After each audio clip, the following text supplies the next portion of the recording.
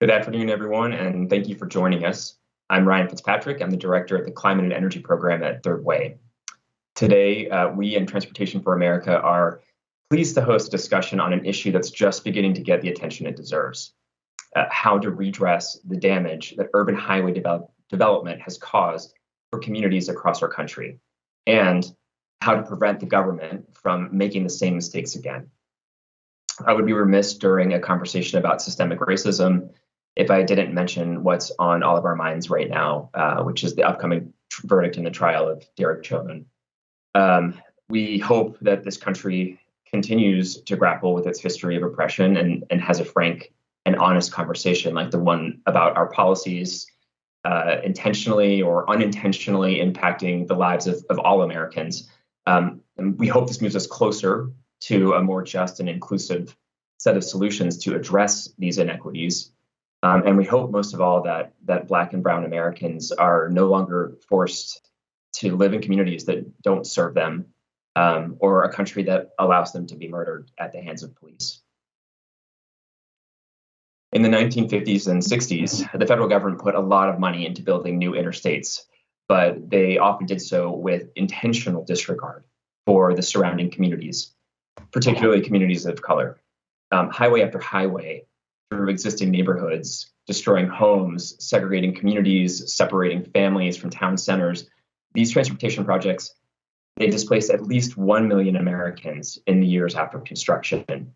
The result of these incalculable losses to people's livelihoods, to their wealth, their health, and make no mistake, these kinds of highway projects continue to get built today, even though we now know the full extent of the damage they cause to the communities that they're built right on top of. The Transportation Department under President Barack Obama thankfully began to bring this issue to the fore, and today policymakers in Washington are uniting around the need to address definitively the damage at the same time that the Biden-Harris administration is preparing for massive and much-needed investment in our nation's infrastructure. This is the moment to correct the problems that these freeways have caused, to make sure that this time nearby communities have a say in the transportation and infrastructure projects that impact them. Third Way and Transportation for America suggested a set of policy options for righting these historical wrongs in a memo last December. And we want to continue doing our part to amplify the voices of affected communities and move this conversation into action. So today we're going to hear from lawmakers who have made a point of finding solutions to these problems. We'll hear from people who live on the front lines of urban freeway projects, some that have separated communities from town centers for decades, and others that are still being proposed for construction today, right now. In our closing panel, we'll hear about some successful highway removals and discuss what policies should be or already are under consideration to solve these problems. So with that, I will pass things over to the great Beth Osborne. Beth's the Director of Transportation for America and formerly served as both the Deputy Assistant Secretary and Acting Assistant Secretary for Transportation Policy at USDOT under President Obama. She'll be introducing the first of our many special guests today. So Beth, all you. Thanks, Ryan. Well, I have the privilege of introducing former Secretary Anthony Foxx, who is currently the Chief Policy Officer and Senior Advisor to the President and CEO at Lyft. In his role, Secretary Foxx works alongside Lyft's co-founders and executive team at the intersection of transportation policy, technology, and public-private partnerships to expand affordable mobility options and improve people's lives with the world's best transportation. From 2013 to 2017, Secretary Foxx led the U.S. Department of Transportation, an agency with more than 55,000 employees, including at the time me. Among his many accomplishments, the DOT established a first ever policy framework for integrating self-driving vehicles and brought attention to the issue we're here to discuss today, restoring neighborhoods divided and damaged by urban highways through a program he named Every Place Counts. And before coming to USDOT, he was the mayor of Charlotte, where they extended Lynx Light Rail under his leadership and created the Charlotte Streetcar Project. So, Secretary Foxx, welcome, and thanks so much for being with us. Great to be with you, Beth. Good to be on your turf. Well, I could not think of anybody better to talk about this. There's a lot of momentum around addressing the damage of urban highways, particularly on Black and Brown communities, including legislation introduced just today by Senators Schumer, Carper, Padilla, Markey, and others to help communities reimagine the role of those highways, whether or not they need to be there, ways to reconnect communities, and money to actually do what they plan. I thought it'd be great to start with your perspective on, where we started and where we're moving and what that might mean. First of all, it's great to join you, and I'm going to try to talk really fast because there's a lot to say. The first thing is that our transportation system is the product of the culture that it sits in.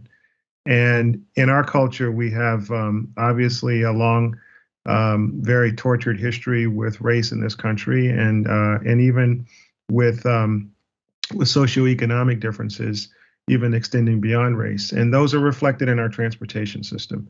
And it isn't just the freeways, frankly, it's also our airports, our railroads. There are all kinds of ways in which the infrastructure has reinforced the dividing lines that our larger culture recognized. In a 21st century in which we're all together and we're moving towards a more united country, the infrastructure also has to speak to that. And so your point about identifying ways to repurpose transportation facilities, maybe to reimagine them, maybe where there's no real significant travel advantage to even tear some of them down. All of those things should be on the table as we look to the future. I appreciate that. Now, in your current tenure at Lyft, talk to me about how you all are working on transportation equity and the role that rideshare and the other services of Lyft can play in that.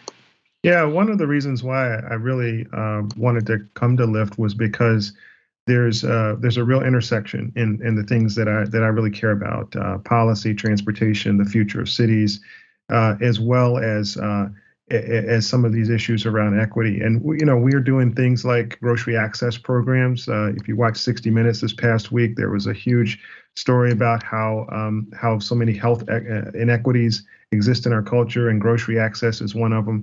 We're on the front lines of providing rides to people to get them to healthy grocery stores. We also are working on jobs access programs as well as voting access programs, and we're actually now very involved in the vaccination effort. So we really try to do that with the superpower we have, which is transportation. And you just recently released an economic impact report revealing how essential workers and racial minorities rely so much on Lyft, particularly through the pandemic. I think a lot of people are surprised and make incorrect assumptions about how people travel. I'd love to hear you talk about what you've learned. There's quite a bit to learn about there. 46% of the rides started or ended in a low income area. 48% of riders report being members of a racial minority. 51% of riders have used Lyft to get to or from public transit, which a lot of people don't know. And 37% of the riders have used Lyft to get around at times the public transit system doesn't operate. This whole idea of a larger ecosystem of transportation should include these private sector inputs, even as we continue to work to strengthen the public sector. And certainly transit is a critical pillar of our transportation ecosystem. There's also a bike and scooter business that Lyft runs. And we have like 1.8 million new riders have tried bikes and scooters in 2020. 53% of Lyft's shared micromobility riders identify as members of racial or ethnic minority groups. And the median household income of those who use our micromobility services is $56,000, which is hardworking people. So we feel that this service really can continue to be one that provides a support system for people getting to and from places, as well as for drivers. So, in furthering that notion of the transportation system being a mechanism for connecting people to the opportunity and necessities they need, you started talking about this when you were Secretary of Transportation. I'm sure you were talking about it before, but I remember so well you're elevating these issues as Secretary and participating in both the ladders of opportunity work that the White House set up and creating the Every Place Counts Design Challenge. I'd love for you to talk about that and how that has set us up to be able to take advantage of a potential program to actually change those highways and build bridges over them or take them down. Yeah, it's interesting, coming from a municipal background, and of course, today is April 20th. I didn't know this when we scheduled this, but this is the 50th anniversary of the Swan decision, which I grew up living under a consent decree, going to schools that were integrated by busing, and that was really my introduction to transportation. But the larger point is that we tried a lot of things to use our administrative power to help address some of these historical inequities. And what it was an umbrella of ladders of opportunity programs, and it extended to Every Place Counts, which was a design charrette program where we picked several communities across the country, urban and rural, where transportation projects had bifurcated communities or in some way harmed what was there before. And we brought the state transportation directors, the city transportation directors, and the community together to begin reimagining those projects. But it wasn't just that. Local hire was part of Ladders of Opportunity, putting equity into our discretionary grant programs and using it as a real filter to understand how to evaluate programs was part of what we did. Safer people, safer streets, working to improve the inequities. 48% of low-income communities in this country have adequate bike and sidewalk, so less than half of them. And so we wanted to draw attention and put resources there. But we were working within executive authority, not within the confines of new legislation and things that could make a big difference. And so I'm very, very pleased and excited to see what the Biden administration and Secretary Buttigieg will do to raise the bar. And my hope has really been by bringing light to what we did in the Obama years to make sure that's not a ceiling, make sure that's a floor for this administration. Well, and in testament to that, one of our speakers coming up later in this program is from the Rondo neighborhood of St. Paul, which was one of those sites of your Every Place Counts initiative. Yeah, that's right. So you raise things that DOTs can do without Congress, and we'll talk a little bit about the possibility for Congress in a second. But what are other things you'd like to see DOT do on these issues? While still waiting for Congress to act, or in case Congress is unable to act? Well, I certainly think reestablishing many of these efforts would be table stakes. I'd love to see if there's more that could be done to deal with some of the economic inclusion issues around transportation. We have small minority-owned businesses that can't graduate into the big leagues because they're not big enough yet to be prime contractors, and there's a middle level there that doesn't exist right now in federal law, and I would love to see us work on that. There are a ton of things that I think could be done, but I'm going to wait for your question about Congress because I got a lot on that I want to add conversation there. Well, I'll just throw in that some of the things you also started working in is looking at alternatives to somewhat nerdy issues like measuring transportation success or roadway success based on level of service, and just moving away from an auto-centric approach, since frankly there are a lot of people that just can't afford an automobile in the first place, and they should be part of this transportation system. So that's right. Right.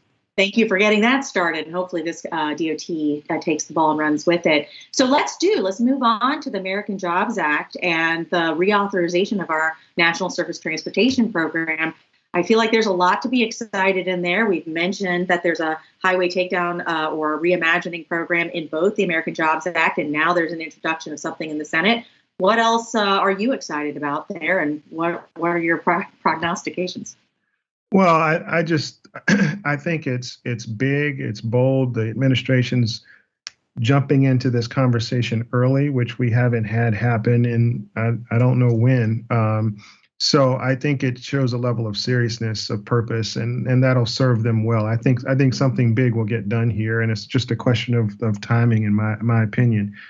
That said, I do think there are some additional things that should be put on the table for conversation, and I just want to quickly just itemize them, and maybe you guys will debate it later.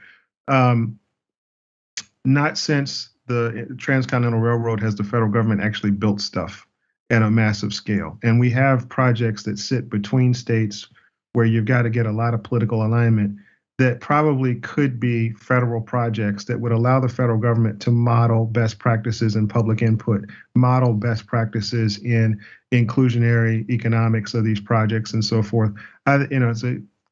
People probably think it's a crazy idea, but they thought this inclusion stuff was crazy a few years ago. So I'll throw it out there. We should have a permanent support of operating support for our transit systems in this country. The crisis has given us a reason to have that conversation. I think we need to have it. We should have equity standards for boards of transportation in our country. Many of them are not diverse at all. That has an impact on what gets built and who builds it. And I think that's a critical point. And we should also, this is another crazy idea, but one that I think is important. Most cities around the country have a planning commission. Most cities around the country have planners that work to help tell the story of where we're going and how we're going to get there. We need a national planner. I want a Tony Fauci of planning in this country who can be the truth teller that has a 10-year term and can help tell the story over time and be someone as a resource and a truth teller to policymakers across the country. Those are just a few ideas. I have more, but I don't have time. I love that suggestion. It is 100 years to this year since the federal government got intertwined in planning policy under Herbert Hoover when he was at the Department of Commerce. I think that is just crazy enough to work. And considering your crazy ideas a few years ago were to look at reconnecting neighborhoods, maybe people will listen as they should. Thank you so much for your time, your thoughts, your crazy ideas, and I look forward to working with you on all this going forward. You got it. Thanks so much, Beth. Thank you.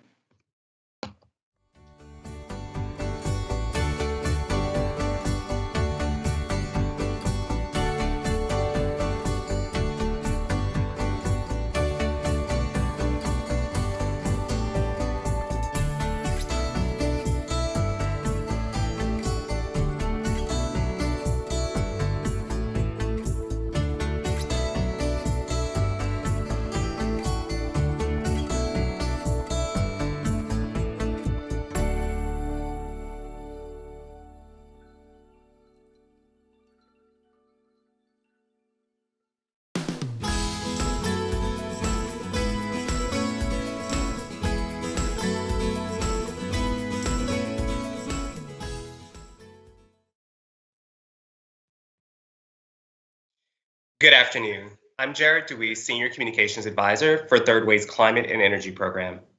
I'm pleased to introduce Congresswoman Nikema Williams of Georgia's 5th District. Georgia's 5th includes metropolitan Atlanta and suburban East Point, Druid Hills, and Forest Park.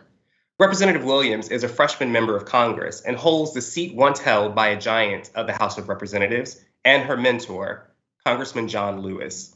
As a member of the Transportation and Infrastructure Committee, she will play a pivotal role in the shaping of policies that will have an impact on the future of urban highways and urban renewal projects.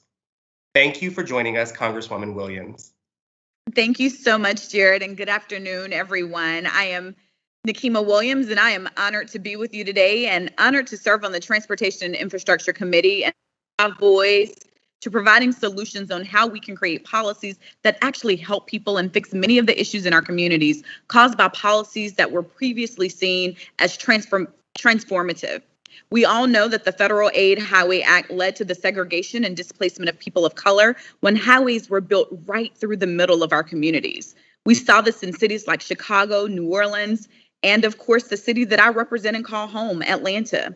It's the home to the busiest airport in the world and also some of the most major highways in this country. The building of these highways and freeways came at a price for the people living in the neighborhoods nearby. I've been working on a bill with Transportation for America and Third Way that would right this wrong, and it will create new competitive grant programs at the Department of Transportation that would invest in the redesign and deconstruction of highway and freeways infrastructure in these neighborhoods. This is an equity and environmental justice issue, and I'm committed to finding solutions that work for those that have been most impacted. So I'm happy to have this conversation today. Thank you again, Congresswoman Williams. We've heard from Secretary Foxx about why the issue of urban freeways disrupting communities of colors is a national concern. Can you tell us a little bit more about why it's important to the people of Atlanta and the 5th District, how it's impacted communities there, and why you've chosen to make this issue one of your priorities on the Transportation and Infrastructure Committee?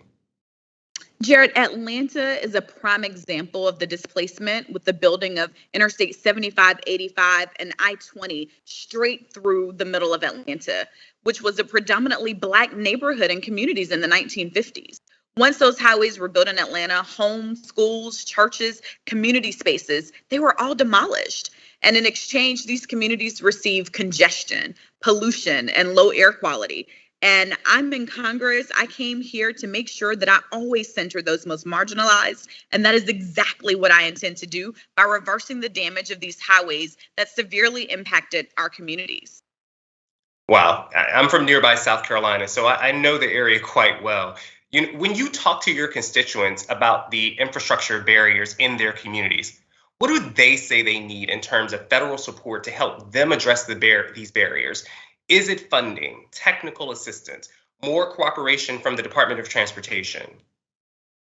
So there are so many needs in our communities right now. And while there are many needs, including streets, sidewalks, bridges that are in need of serious repair, the things that you typically think of, those projects may not seem that big to other people, but the communities that need these infrastructure repairs, these are critical for people getting around, getting to work, getting home every day. And of course, funding is one of the biggest barriers. But what we've recently heard from many communities, specific needs, is the need for the technical assistance to figure out how to even get their projects on the STIP or the tip, for instance. Like, I've been going through this as a member of Congress. Like, how do we navigate this to get people the resources that are available? Wow. You raised this issue with Secretary Buttigieg at last month's Transportation and Infrastructure Committee hearing. And the secretary said we need to make equity a direct consideration in all of our funding decisions around transportation and infrastructure in the future. How can Congress do a better job going forward of making sure we invest in our infrastructure in a way that addresses equity and makes our transportation system work better for everyone? So, Jared, I was pleased to hear Secretary Buttigieg acknowledge the issue, and I was very pleased to see President Biden included this in his infrastructure plan and a call to restore and reconnect neighborhoods with a $15 billion, billion with the B, $15 billion investment. Moving forward, Congress as a legislative branch will need to ensure that any infrastructure package, it takes into account consideration of the unique needs of the communities where these highways are located. Oftentimes, we don't have all of the answers, which is why it is so important that we meet with organizations that are working on these issues and the people in the communities themselves, just to figure out what infrastructure actually means to them and how can we make sure that we're not displacing them as we incorporate new ideas. We don't want to rehash problems of the past. We also need to make sure that we're putting forth real money. And I believe that the $15 billion in President Biden's budget would be a great start. And I hope that we can see similar amounts in an infrastructure package. We should always look at things from an equity lens. I'm so glad you brought up the American Jobs Plan. There's that what President Biden has put forth, but Senate Democrats also included a grant program to help communities address infrastructure barriers as a part of the Economic Justice Act. Do you feel encouraged that this could be the year the federal government finally takes action? And what else could be in place for that to happen? So I'm very encouraged. I mean, we're looking at so many things that have come up in this Congress. And what we know is that we have to have programs that will address address inequities. I think that a program should focus on the redesign of the highways while looking at ways to make areas more environmentally friendly. This can be done by the Department of Transportation working with state DOTs to identify communities with highways that need to either be removed or repurposed to benefit the surrounding communities and neighborhoods. This is our opportunity to be bold and visionary, and this would open up communities and allow people to benefit from now new green and open space. Right. And removing or otherwise addressing urban freeways and other infrastructure barriers is a critical part of making our transportation system more equitable. But it's not the only thing we have to do. What are the things in addition to urban freeway removal that we need to make sure get included in the upcoming infrastructure package to ensure that a more just transportation system and economy? So the area around the highways are prime locations for any repurposing or removal of the highways that will need to be done in a way that benefits all of the communities that don't further displace residents. This can be done through the creation of land trusts that would allow people living in the neighborhoods to retain their wealth, because we all know that wealth inequality is a huge issue in Atlanta. And it can also include affordable housing preservation and development, home ownership programs, as well as revitalization and economic development projects for communities. We have to make sure that we're centering those that are most impacted by this. Right. My colleague Ryan Fitzpatrick at the top of this webinar mentioned the Derek Chauvin trial. The entire country is watching Minneapolis right now and awaiting the verdict in this trial. We are at an inflection point in this country around systemic racism. What do you say to your constituents and to the country as we await this verdict and are processing on how to move forward, whatever that verdict turns out to be? Jared, I wish that the entire country could feel what Black mamas felt all across this globe. When the nation heard George Floyd cry out for his mama, I held my little son a little closer, like so many moms did across the country, who pray every day that our children are able to come home safe. But it shouldn't be this way. It doesn't have to be this way. And while we can't legislate racism and white supremacy out of existence, and no good news or bad news can replace the loss of a loved one that's taken at the hands of law enforcement, we've been able to do some things here in Congress. The George Floyd Justice and Policing Act honors George Floyd's life by enacting transformational systemic change, by banning deadly chokeholds, ending qualified immunity, eliminating racial bias in policing. George Floyd, Dante Wright, and hundreds of Black men and women should be alive today. And we need the George Floyd Justice and Policing Act to protect our communities across the nation, because no mom should have to have the conversation that I'm dreading having with my 5-year-old. He's only 5, and one day he's not going to be seen as my cute little Carter cakes with dimples by society, and someone's going to see him as a threat. So we have to do this for every generation of children that are counting on us so that they not only have the ability to survive, but to thrive in this country. Thank you for that, Congresswoman Williams. I can't think of a better way to end this segment. I'm going to go ahead and pass it on over to my colleague, my third-way colleague, Alex Laska. Thank you again. Thank you, Jared.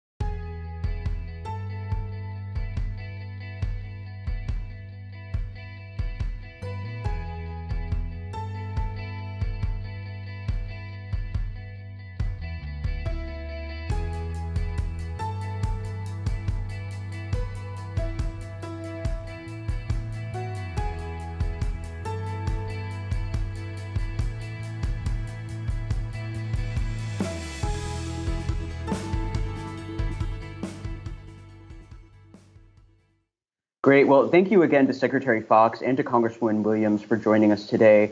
And thanks to all of our viewers for staying with us as we move into our first of 2 really interesting panel discussions. My name is Alex Laska. I'm the Transportation Policy Advisor at Third Way. I'm pleased to be joined by 3 community leaders from across the country who are working to address the urban freeways in their communities. I'm joined first by Amy Stelly of New Orleans. Amy's work with the Claiborne Avenue Alliance has made international headlines for drawing attention to the Claiborne Expressway, which has been recognized by the Biden administration now as an example of historic inequity. Amy, thanks so much for joining us. You're welcome. We're also joined by Keith Baker of St. Paul. Keith was with the Minnesota Department of Transportation for 18 years and is now the executive director at Reconnect Rondo, where he leads the organization's efforts to reconnect the Rondo community that was torn apart by the construction of Interstate 94. Keith, thanks so much for being with us today. Thank you, Alex. And finally, we have Molly Cook of Houston. Molly is a community advocate with StopText.I-45, a grassroots organization fighting the proposed expansion of Interstate 45 in Houston.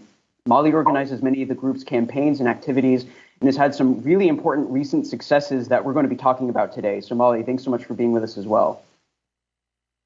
So I want to start by giving each of you an opportunity to share your stories, to introduce yourselves and your communities and talk to us about the urban freeways in your cities and how they've impacted the people who live there. And then we'll get into some questions. So Amy, why don't we start with you? Thank you, Alex. Because we're talking about how to undo the damage that urban highways have caused, I would like to show you what kind of damages they do cause, because we have to be very aware of what they do in order to undo the damage that's been done. So the first slide is a slide of I-10 going through the 7th Ward. That's a residential neighborhood. On the corridor map, you'll see in yellow that Claiborne Avenue spans the breadth of the city of New Orleans. So it's a very, very important corridor. In green, you'll see what is roughly a 2-mile section of I-10 that has cut through the Treme and the 7th Ward neighborhoods. Next slide, please. The biggest stab through the heart for the citizens of Treme and the 7th Ward was the destruction of the historic corridor, and over 200 oak trees were removed. You can see in the slide with the traffic circle the aerial of what kind of boulevard Claiborne was before the destruction occurred and the removal of the trees. The other slide shows what it actually looked like when those trees were bulldozed on Ash Wednesday after there was so much revelry on Mardi Gras. It was really, again, a stab to the heart of Black New Orleans. Next slide. The highway is an environmental menace. It causes all kinds of air pollution. It just really poorly impacts the health. There's stress, constant noise, a lot of things that you don't want to have to deal with in your daily life. We were fortunate enough to partner with LSU School of Public Health to actually examine the impacts of urban highways on public health. And in order to truth that, we decided to have the 4th graders at Phyllis Wheatley School, which is a neighboring school in the corridor, truth those scientific findings, and their studies, which were completely science, it was not, things the kids made up, actually found the same things. They had the same findings as LSU. And you can see their drawings. They created a book where they actually illustrated the ills of the highway. In this case, it's respiratory illness. Next slide, please. This is a video showing what we face with. The highway is an environmental mess. It's a menace. It rains through the deck, and that polluted water flows into the neighborhood. Worse yet, if you are walking under the highway to try to be sheltered from the rain, then that dirty water is raining on you. This video was shot by Dennis Waldrip, who is a videographer with our local CBS affiliate. It's part of a larger piece that he did, but it really illustrates very well the conditions that we have to face with daily. This is 50 years of disrepair. Okay, next slide. Loss of economic engine. When the highway was put through, it got rid of more than 100 businesses. Those businesses have not come back. You can see in the black and white picture from the Historic New Orleans collection what kinds of businesses we had. We had drugstores, doctors' offices, lawyers, and those businesses were replaced with, you can see, one of the larger ramps that is feeding onto I-10.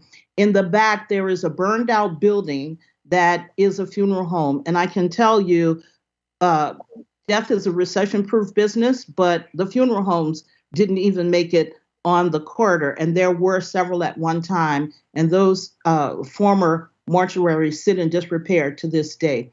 Next slide, please. Loss of affordable housing. This slide was taken near where the opening slide was. It showed the 2 elevated decks. This is in the 7th Ward neighborhood. It's really a tragedy. You can see that the houses are up against the highway, so they are even worse off than people like me. I live a block and a half away from the elevated deck, but these people live almost under the deck. And 500 homes were destroyed. We would like those 500 affordable homes replaced. Next slide. And then there are lots of illegal activities and homelessness. You can see the lady on the corner. She is one of our streetwalkers, and we have several. But prostitution is really active in the quarter, as is drug dealing. There was a lot of firearm activity that has died down a little bit, but the homeless camp under the ramp is a half block from my house. And that camp houses IV drug users who unfortunately are so strung out that they shoot up in the street, and the drug dealer just makes deliveries right on the street where everybody can see. Next slide, please. If you could play the video. Look at all the needles. This is ridiculous. There you go. All right. Damn. Dog, it is terrible. Damn, this is bad, dog. This is not, it's like not even funny anymore. No, it's not. Look at that pile right there. That shit is crazy. Holy Yeah. That's not even right, no, dog. oh my, this is the 6th Ward. I don't even want This is New Orleans 2018. And this is the problem we have in America. Say they don't care about black people. This is sad. Now, that video is really disturbing because that was all over a sidewalk. Those needles were on a sidewalk where children, parents walk all the time, and it's right alongside one of the ramps. It's hidden so that the drug users can shoot up in secrecy, but then they leave this behind. So they're not getting services. And those of us who walk the corridor run the risk of getting injured by those needles, which are exposed. So again, another public health menace. Next slide. And finally, this isn't a physical outcome of the highway being there, but now that the administration has started to discuss removal, we're getting race-based rhetoric that is saying a couple of things. As you can see, one of our Louisiana senators said that we're practicing or looking forward to race-based economics, or race-based suicide in New Orleans. The Wall Street Journal actually ran what I would call a companion piece. I saw it this morning that says that white people were affected in the same manner as black people. That is not true. First of all, this economy is not built on equality. We know that. And even though there were white people who were displaced when highways came in, they had real estate and economic opportunities that we didn't. But the thing about New Orleans in particular, and I'm sure this happens in other cities, is that when Claiborne was put through, it went right through the primary commercial district for Black New Orleans. So not only did we lose homes, we lost what little wealth we had. So the race-based rhetoric that we're hearing now, I feel is adding fuel to the fire, and it doesn't get us toward removal and equity. So I respectfully ask that our politicians in the media, and I've been skewered on Fox News, challenged on radio here, with the same thing, that white people were affected the same way. And I actually challenged a radio host to walk the corridor with me, and he says he will if I walk the one in the suburbs because they're the same. We're going to put this challenge on the iHeartRadio website, and people will be able to judge for themselves. Does Claiborne look better than a suburban corridor in a small town setting with cute little shops and nice, neat houses? I think your eyes will tell you the truth. And with that, I will turn it over because you can see what kinds of damages these things cause. There's my contact information. If you would like to get in touch with me, you can contact me through the Claiborne Alliance website or my own amyfstelly.com. Thank you. Great. Well, thank you so much, Amy. Now I'm happy to turn it over to Keith. Thank you. Thank you so much. Amy, it's all after meeting you in setup here and now hearing more about the project that you certainly have been advocating. I'm just excited to be on this panel with you. And thank you so much. So let me begin by talking about our vision for Reconnect Rondo.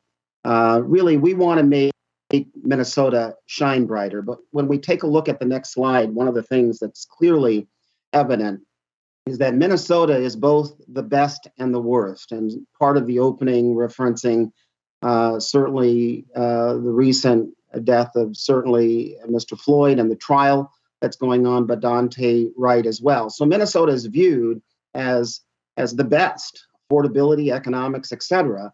But also we're ranked fourth worst place in America for African Americans.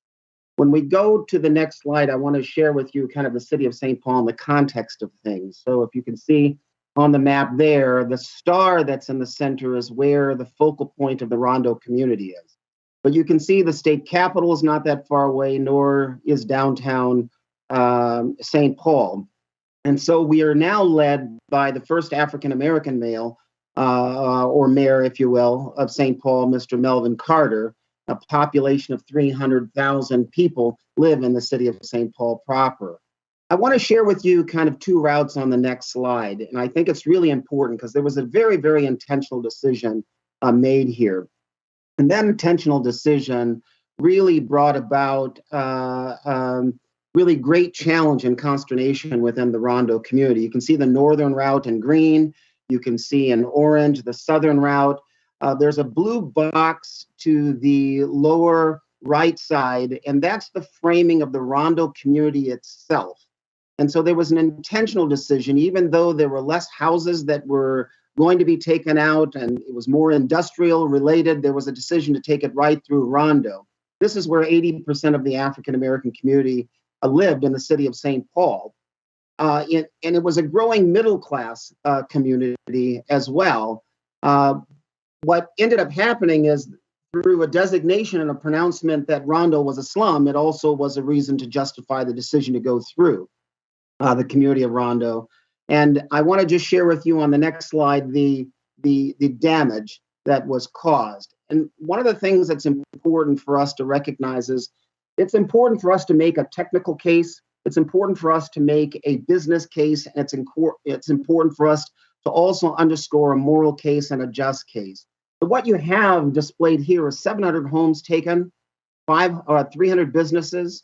When we think about the decline of home ownership within the Rondo community, immediately 48% decline took place. And this is between certainly 1940, 1950, and post 1980. Also, what's important to recognize is a 61% decline in population overall. Intergenerational wealth loss of 35 million. And let me share with you how we come up with that number. We took two houses that still exist within Rondo, one that was taken in comparable size, snapshot in time 1980. And what ended up happening is recognizing kind of two sales cycles. $50,000 gained to a descendant of Rondo in 1980 times the 700 homes gives us that number. $35 million worth of intergenerational wealth loss. But that's not even the tip of it. That could have paid for 4,800 college degrees. It equally, if we think about the value of homes in the Rondo community today, which is $225,000 times 700 homes, it tells you the extraordinary loss of opportunity equity pass along to community members of Rondo as well. I want to share with you also in the census tract in terms of Rondo today on the next slide. So Rondo today really represents an incredible poverty designated area. 34% of low-income residents as compared to 22% across the city at large. The other thing that I think is also important is 60% of the city of St. Paul, or the Rondo area, is in fact people of color, BIPOC community members, while at the same time, compared to the city as a whole, 47%. So you can see that there's an incredible concentration of poverty in Rondo today, and we also correlate that to the freeway coming through. Going to the next slide, what we needed to do was really figure out our vision of how do we move forward? How do we get ourselves in a position where we recognize that there's opportunity? So the healing began as early as 1983 when we started celebrating our own community, started to try to knit celebrations together and those things that we thought were important, harnessing and researching our history and so on and so forth. And then formally, we established the Rondo Commemorative Plaza in 2015. A reconciliation ceremony took place, and as you can see by the quotes that are there, there was apology made, not only by the mayor at that time, Mayor Coleman of the city of St. Paul, but also the former Commissioner of Transportation as well. And that brought rise to what now is Reconnect Rondo, the organization that I lead. The next slide really outlines in those boxes the vision, the outcomes that we're seeking as we think about this infrastructure opportunity when we know that investment's going to be made on the I-94 corridor. So it is our charge to lead a restorative movement, really revitalizing the community, but really focusing in on creating an African-American economic engine, creating an African-American cultural enterprise district. So on the next slide, we call this the big idea. And the big idea is to connect an African-American cultural enterprise district to a structure, a land bridge, that could be an igniting force to address and elevate the quality of life of folks within Rondo. We're talking about housing, we're talking about job creation, we're talking about business incubation, we're talking about a wide host of things that we think can come about. The difference in Clyburn with those things that are tied to Rondo was there was great advocacy to entrench the freeway rather than to have it go above the housing units that were remaining in the neighborhood, which is extraordinary. And it provides for us an opportunity on the next slide to cap over the freeway. And by capping over that freeway, what we're creating is a tremendous opportunity. But as I mentioned earlier, what's important is for us to ensure that we are making a technical case, a business case, a moral case, and a just case. And so we can see the potential of 15 to 21 acres over the freeway. We can see the costs that are associated, or the investment, I would say, rather than cost. And when you invest in communities and you invest in people, you can, in fact, measure success and the elevation for people's lives across the board. The final slide is just contact information. You can go to our website and learn more about Reconnect Rondo. We're extraordinarily excited about this opportunity, but we recognize the tremendous damage caused to the Rondo community, not only in terms of the transactional loss of housing, but the overall spirit of the community and the ability of a community kind of emerge forward, recognizing there's possibilities. So I appreciate so much this opportunity to present Reconnect Rondo. Great. Well, Keith, thank you so much. Really appreciate your sharing your story. I'll next turn it over to Molly in Houston. Yeah, thank you, Keith and Amy. It's we're in good company. So the slide in front of you is of a historically Black and currently predominantly Black neighborhood, also Hispanic, called Fifth Ward in Houston. And Jensen, Lowndes Avenue, all those streets were home to thriving Black businesses and communities and, T-ball teams and everything like that. So the next slide shows you what it looks like present day.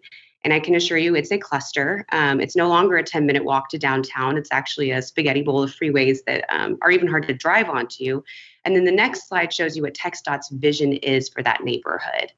Not to mention the simultaneous gentrification that's going on with real estate development at the same time. So that's just to kind of just show you it's an iconic picture of what's going on in that neighborhood and what has been going on for decades.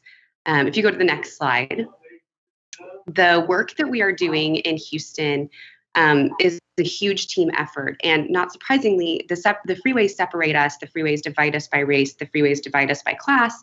And by coming together, the advocacy groups have managed to make a real difference. And everyone brings their own specialties and their own experiences. And we are a grassroots organization. And so we've done a lot of door knocking and, helping people realize what their options are. Because obviously TxDOT is coming in and saying, we're going to take your home and you don't have other options. So I think the power of the movement in Houston has a lot to do with the diversity of the groups and the people involved in it. And it's been a life-changing thing, and hopefully will continue to have a positive effect. And then if you go to the next slide, we have just, again, an iconic slide that we show the only place that TxDOT even really considered right-of-way impact mitigation is where you can see all the yellow dots, which are the white people. So these projects are obviously were overtly and intentionally placed the way that they were historically. And so because of that context, unless policy is anti-racist and anti-classist, it is racist, it is classist, it's going to have the same effects again if they expand. And the last slide that I have for you is just a way to interact with the communities that are being impacted by I-45 and the expansion. The bottom left corner shows you it's 24 and a half miles of road, it's 1,000 homes, it's $8 billion. The estimate keeps going up. That's not even counting procurement of right-of-way. So, it's absolutely enormous. It's absolutely enormous. And the effects will be felt for decades the same way that the original building was. At the top part of the slide, the community voices along the I-45 corridor. If you go to i45expansionimpacts.org, you can hear people tell their own stories. So Sean Jefferson is a resident who has spoken out, and his father was displaced by I-10. Fifth Ward is actually sliced up by I-10, 59, 45, and the Hardy Toll Road. There's 4 freeways directly through the community. It's been devastating for them. So he has an interesting story. And then Elda Reyes is a homeowner who had paid her home off and received a letter from TxDOT 3 months later. She won't be able to hand that home off to her daughter and pass that on for generational wealth if the freeway does indeed get expanded. And then Kendra London is a community organizer from Fifth Ward who's currently not able to live there because of the gentrification that's taken place. So we're removing more housing when it's already difficult to find a house to buy or to even rent in the neighborhood. And then the bottom link is a link to an interactive map that our grassroots org put together. We did a walk through the potential expansion footprint to really celebrate the things that we would lose there and demonstrate to the community how much there is at stake. And how important it is to preserve culture, to preserve history, and to celebrate these aspects of our communities and these aspects of Houston, and not allow TxDOT to plow through it. Thank you, guys. Great. Well, Molly, thank you so much. I really appreciate your sharing all of that. We are running short on time before we hand it over to the second panel, but I would be remiss if I didn't, Molly, just ask you one quick question, because we did get some good news a few weeks ago when the U.S. Department of Transportation announced they were halting the planned expansion of I-45 that you were just talking about. I know that's something that you and so many other people in Houston have been working on for a long time. So can you very briefly just tell us what exactly happened with US DOT, and can you speak to the importance of continuing to engage with policymakers, especially at the federal level, so we can make sure they make the right choices like US DOT did? Absolutely. And it's just amazing to think. So I've been involved in this for almost 2 years now, and there's many who came before me, and, advocacy groups like Link, who hosted trainings that inspired the founder of our group. I mean, this has just been such a long time coming. And it is super important to engage on the federal level. I would go so far as to say it's going to be important to engage on every level. These DOTs are set up so powerfully. They're almost extra political. So it's really difficult to pull levers or to see where the levers are. So we are counting on the federal government to put action behind their words. We're very hopeful that this Title VI investigation is going to demonstrate that all of these projects across the nation, by nature of not being anti-racist, are racist because of their historical context. So we're hopeful for the outcome. And then actually, I'm also joining you right now from Austin, where our group is preparing to testify on 3 bills at the state level. So we are really trying to throw the kitchen sink at it, do everything we can to keep the brakes on TxDOT and make this a reparative project rather than doubling down on the historical standards. Great. Well, thank you all so much again for joining us to share your stories today. I apologize we didn't get a chance to do more question and answer, but I think I can speak for everyone when I say we definitely want to keep the conversation going into the future because there's a lot more work to do in the future. But for now, again, we really appreciate everything you're all doing to shed a light on urban freeways and the harm they've caused your communities. And with that, I'm happy to turn things over now to our second panel and specifically to our next moderator, Tanya Snyder, reporter for Politico. Tanya, take it away.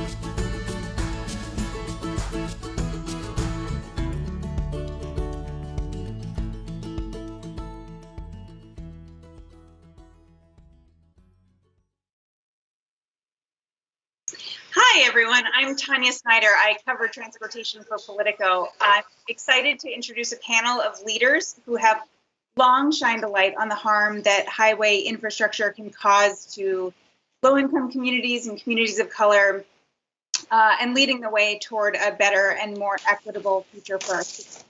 We have with us today Syracuse Mayor Ben Walsh, former Milwaukee Mayor John Norquist, and Transportation for America Director Beth Osborne. Beth was also a policy official at USDOT during the Obama years. As we go, please enter your questions for the panel in the question feature at the bottom of your screen, and we'll get to as many audience questions as we can.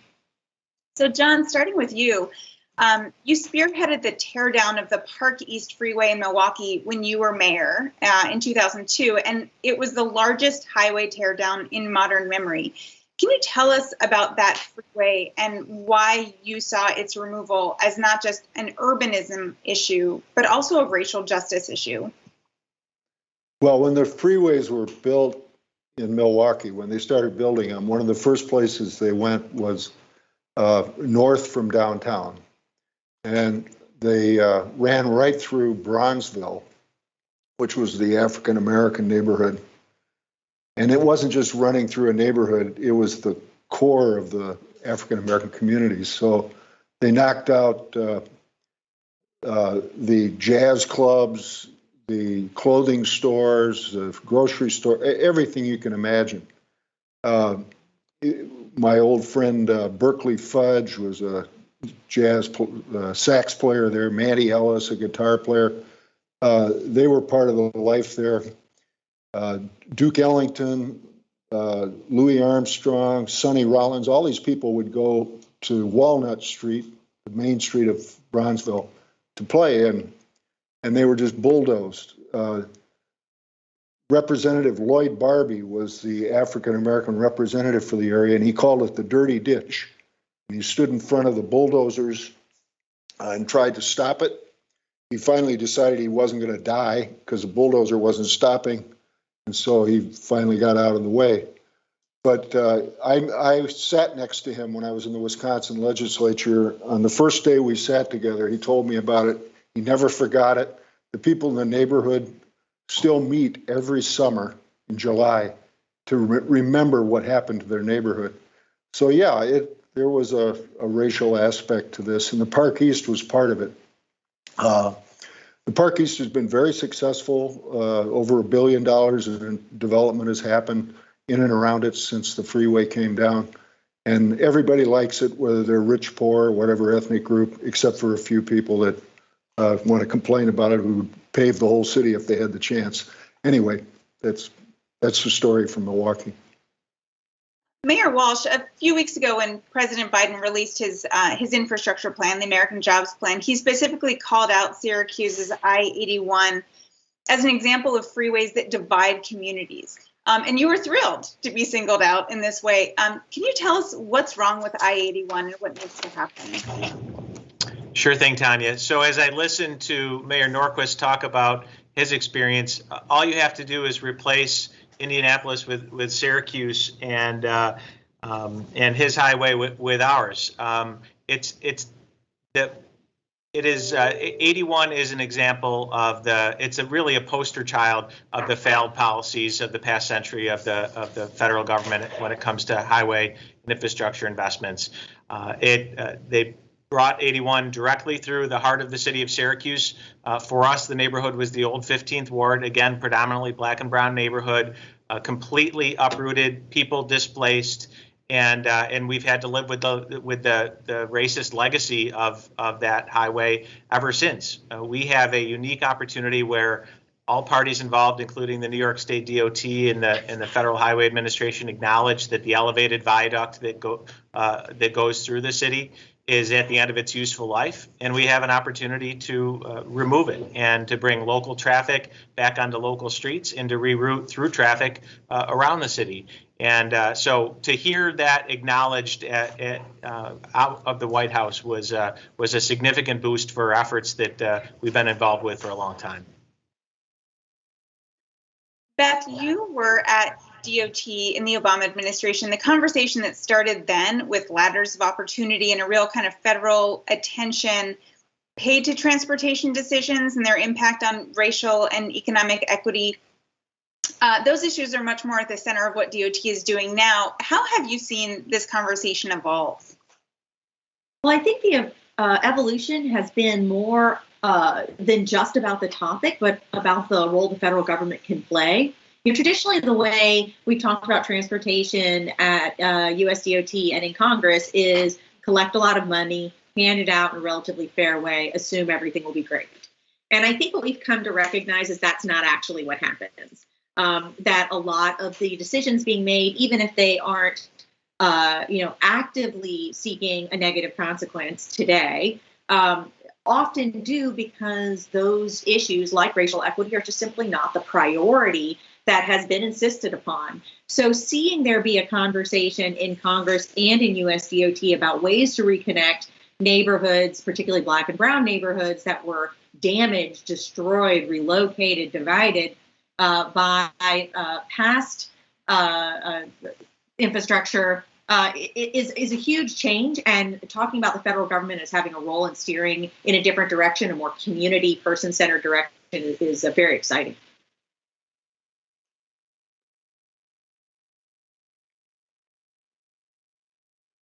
Sorry, slow on the unmute. John, if a community does manage to tear down a freeway, and we'll talk in a minute about how hard that is to make happen, but if a community does manage to do that, what happens next? How do you build in its place? What kind of design should you be looking at, and what kind of traps should designers and planners and engineers know to avoid? Well, you want to restore the street grid, and the street grid has a fairly low hierarchy of streets, alleys, sidewalks, boulevards, avenues, and that's what works for cities, that distributes the traffic. You can read about it with Jane Jacobs. You can read about it with Norman Bell Geddes, the guy who came up with the idea of the interstate system and did the New York World's Fair exposition of 1939-40.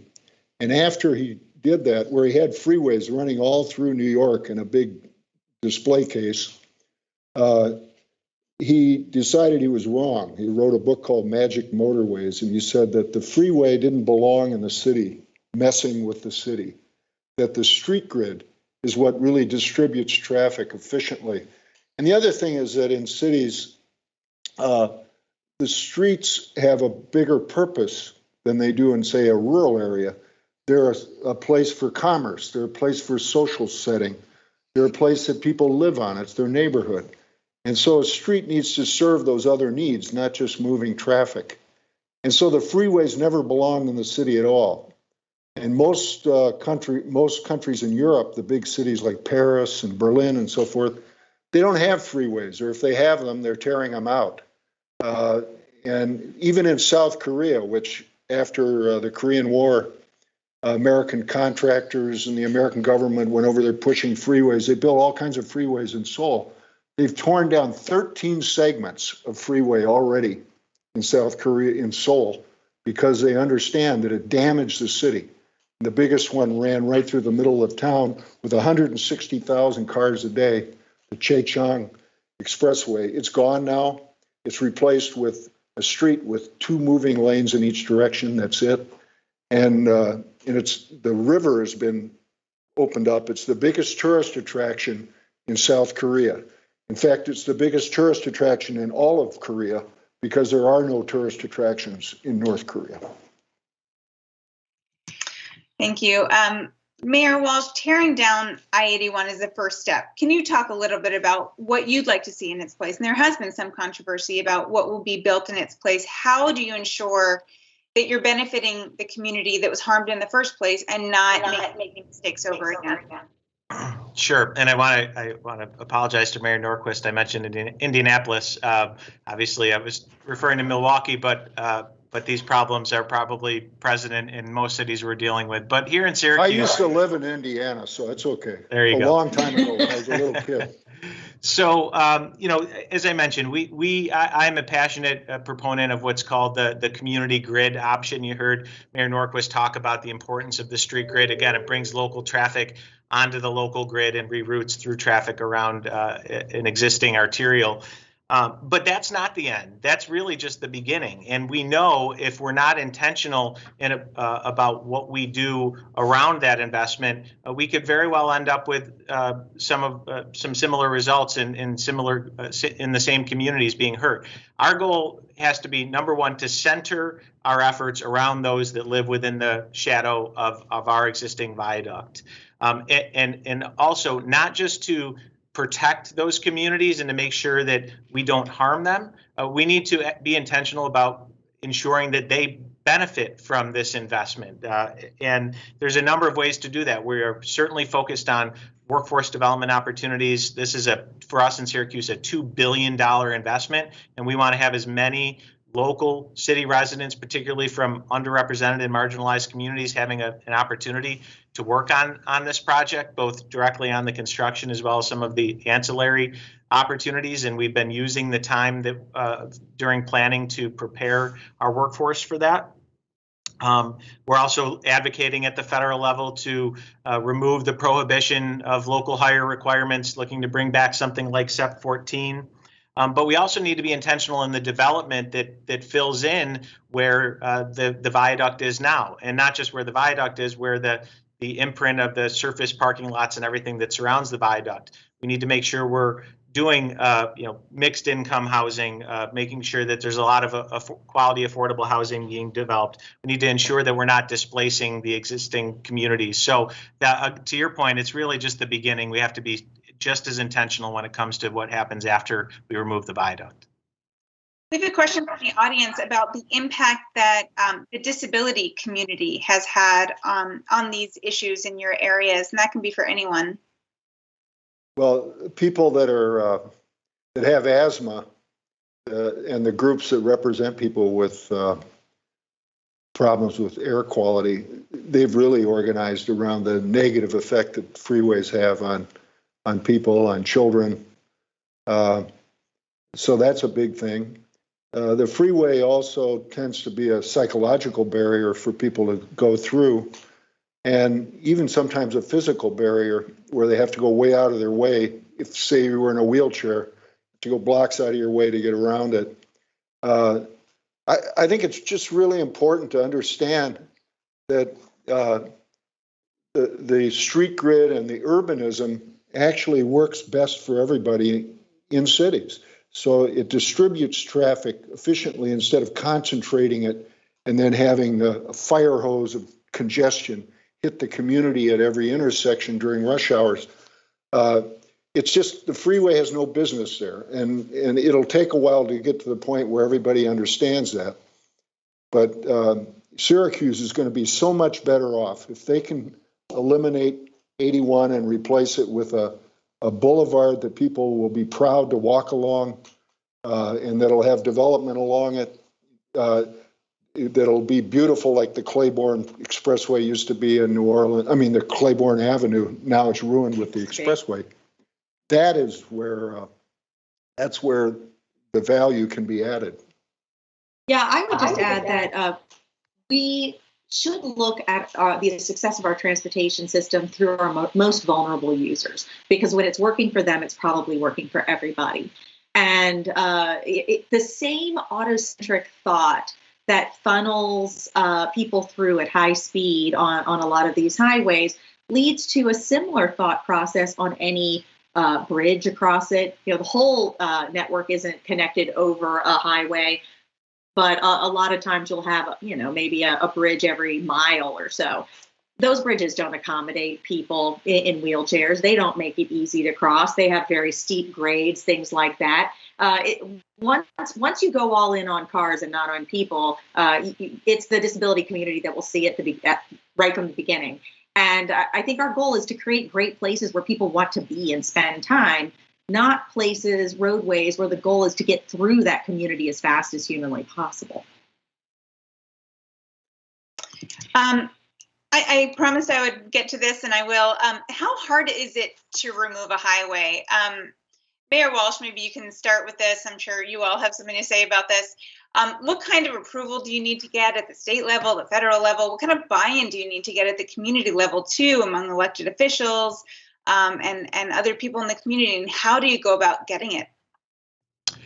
Yeah, so I mentioned to Mayor Norquist before we started that the last time I saw him, I was driving him to the airport when he was visiting Syracuse, probably at least 10 years ago, when our local business organization brought him into town to talk to us about the opportunity of removing our elevated viaduct. So we've been at this for well over a decade. It does take a lot of time, and so we are at a point now where we are anticipating shovels in the ground within the next 12 to 24 months.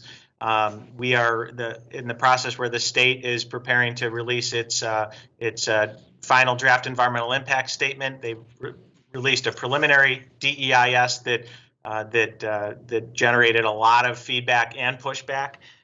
We do have some interests that are adamantly opposed to altering the viaduct in any way. So, there's the formal process, the legal process, the environmental review process, which we are working through, and then unfortunately there's the political process, and people have used the political process to date to slow it down. So it's really important to focus on coalition building, identify those with aligned interests, groups that may not typically be used to working together. We have what we call a big table process right now, where we have labor and community-based organizations, local officials, state officials, all at the same big table working on it together. But you have to navigate all of those processes. But we do see light at the end of the tunnel here.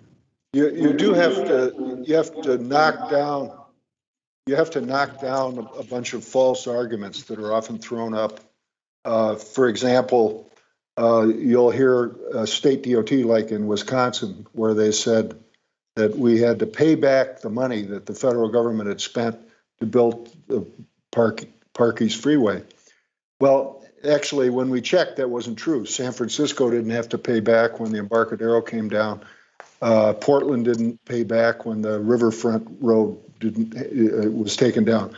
Another thing that they'll do maybe sometimes, they didn't do this in Syracuse. I think New York DOT has actually been more cooperative than most DOTs are on dealing with this issue. They already had supported the wonderful removal and replacement with a boulevard in Rochester, not to mention the West Side Highway in New York, which is gone now and replaced by West Street. But anyway, just real quick, in Milwaukee on the Park East, they knew that I and others wanted to tear it down. And so they resurfaced it at a cost of $12 million, trying to create a situation where it would be ridiculous to try to tear it down when they had just fixed it up. But we outmaneuvered them and managed to get it torn down. And then at the end, after it was torn down, the DOT was thanked. I thanked them. Everybody thanked them for their going along with tearing it down, even though they actually hadn't. But that's a good thing to remember when it's done, Mayor, in Syracuse.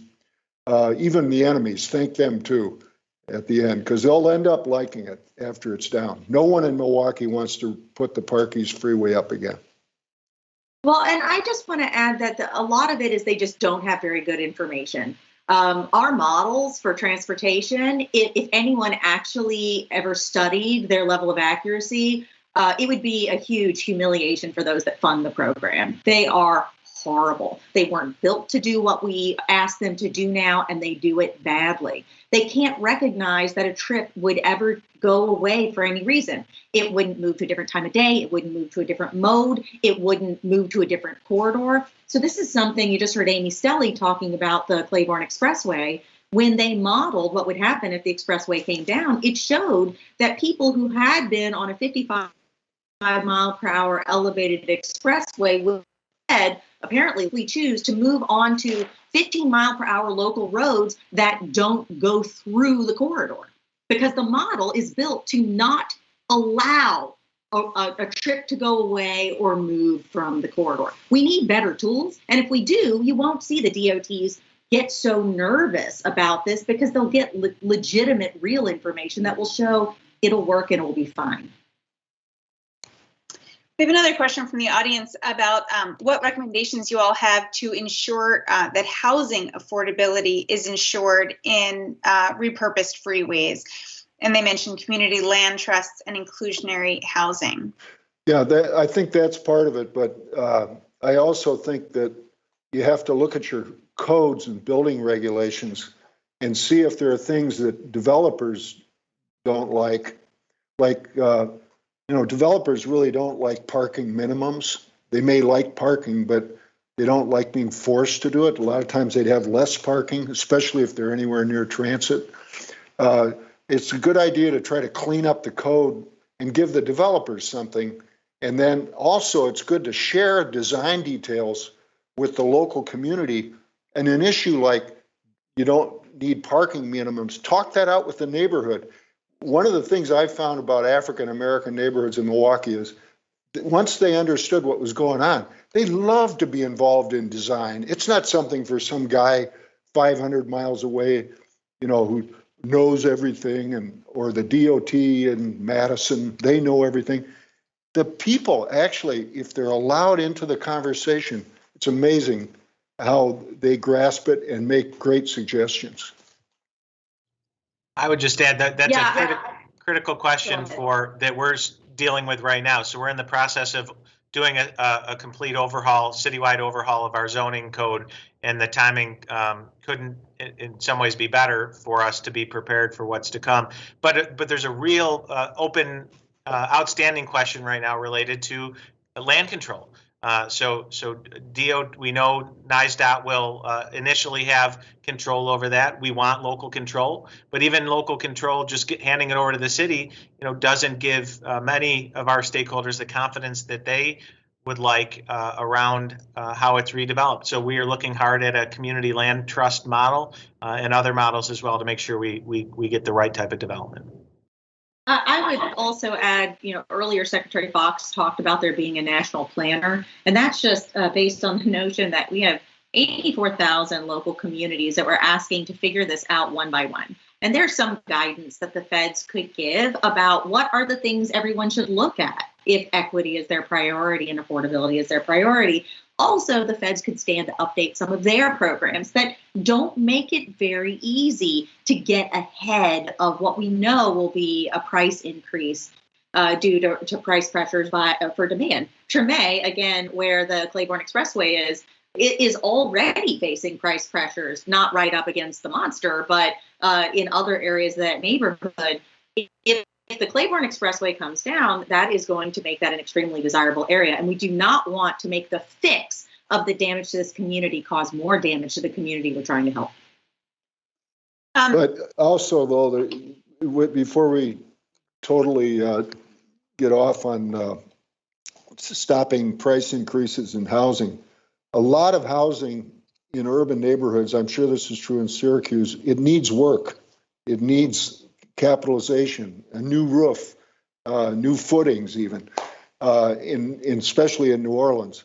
And if you have something that's suppressing development like the Claiborne Expressway, the threat to the neighborhood isn't just gentrification, it's also deterioration.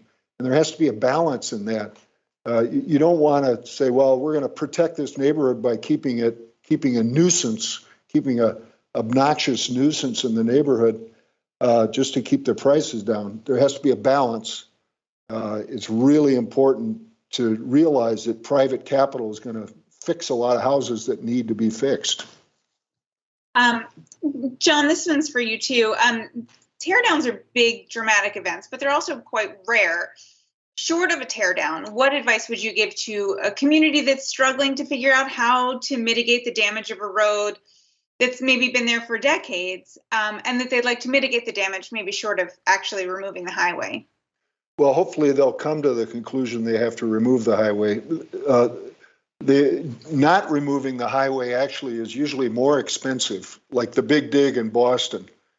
And it also, once you go down that path, you're really buying into the freeway architecture.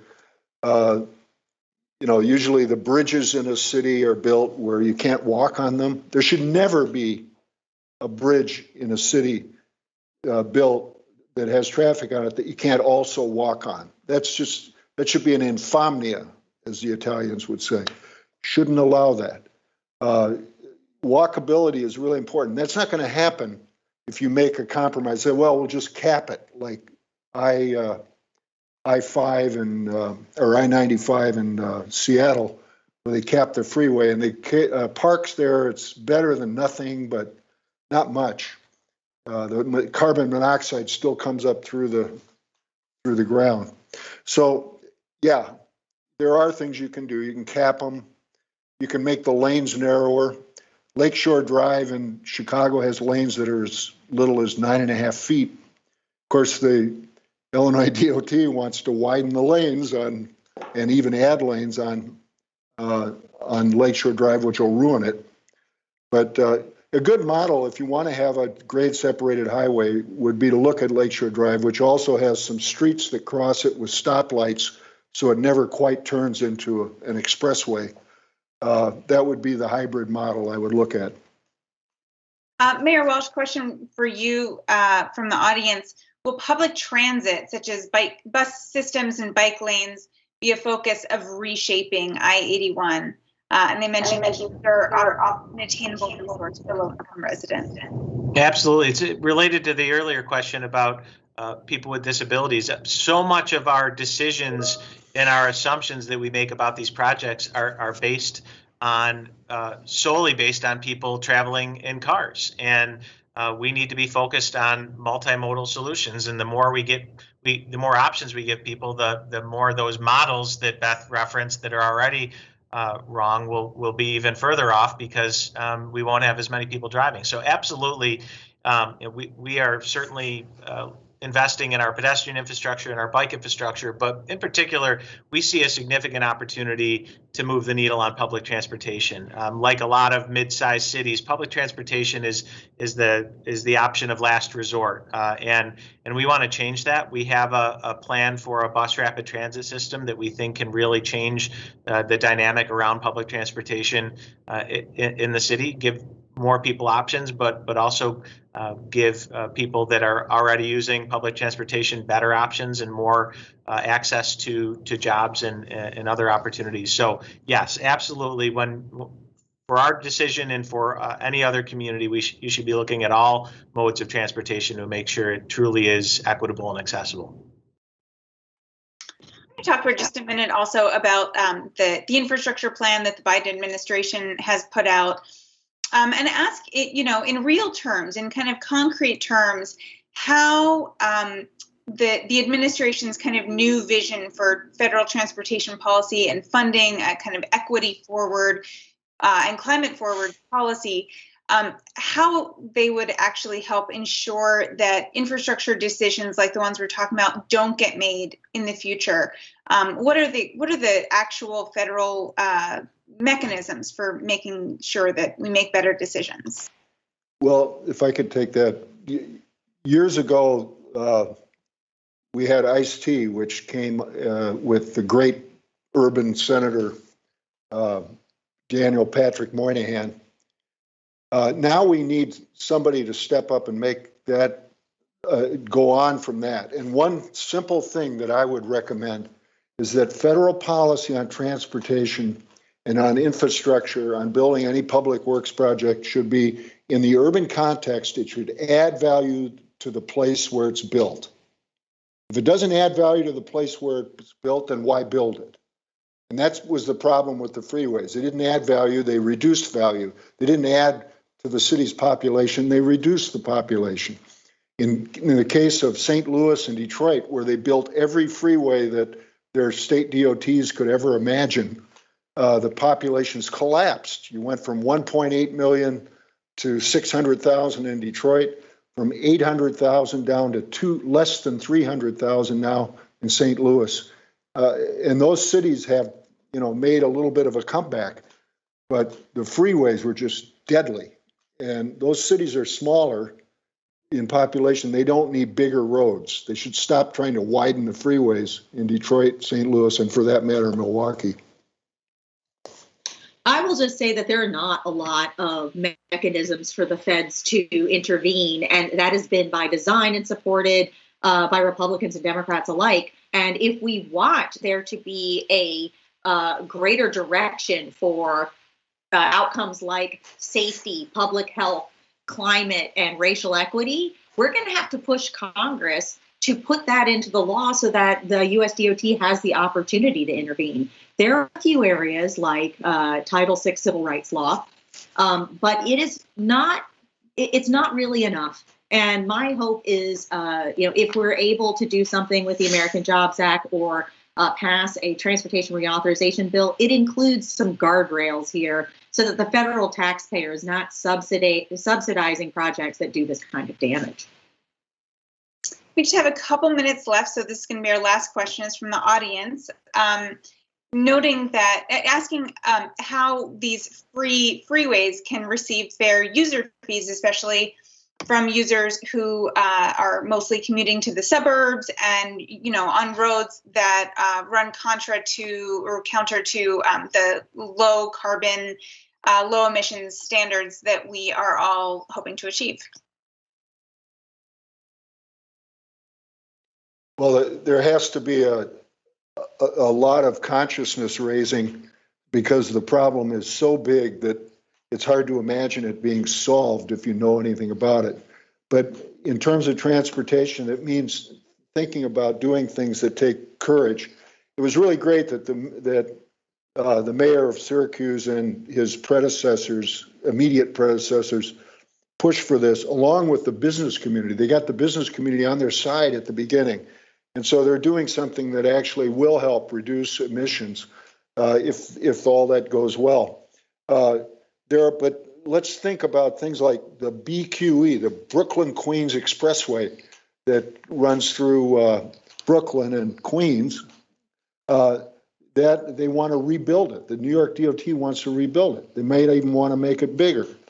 Instead of doing that, they should go to surface streets. They should make boulevards and fit it in the network. And one plan that New York architect John Massengale has proposed is to cut off all the ramps and just go to streets leading to the Brooklyn Bridge, and that Brooklyn Bridge should just be for bikes and pedestrians. Now that would be a great encouragement to walking and to biking and would cut emissions. That's the kind of creative thinking that needs to start happening. I would also argue that this is not a situation where we are paying for the infrastructure that's being used in general. So much of our system is currently based on building out things we can't afford to maintain. And that's why we have a massive backlog in infrastructure. The transportation network we have now is more expensive than what we charge people. And actually taking down some of these superstructures would make it less expensive and we wouldn't have to collect as many fees. So I think that the discussion we had today is heading in the right direction. We are going to have to end it there. Mayor Walsh, John Norquist, Beth Osborne, thank you so much. And I will turn it over now for just a quick voting. Thank you. Absolutely. Thank you. Thank you all. Thank you to Tanya as well as our other great moderators like Jared DeWeese and Alex Laska. We've had an incredible group of speakers today. I want to thank Secretary Foxx and Representative Williams and Mayor Walsh and John Norquist and Amy Selle and Keith Baker, who definitely inspired me. I hope that they inspired you. We have a lot to do to fix the damage caused by urban freeways.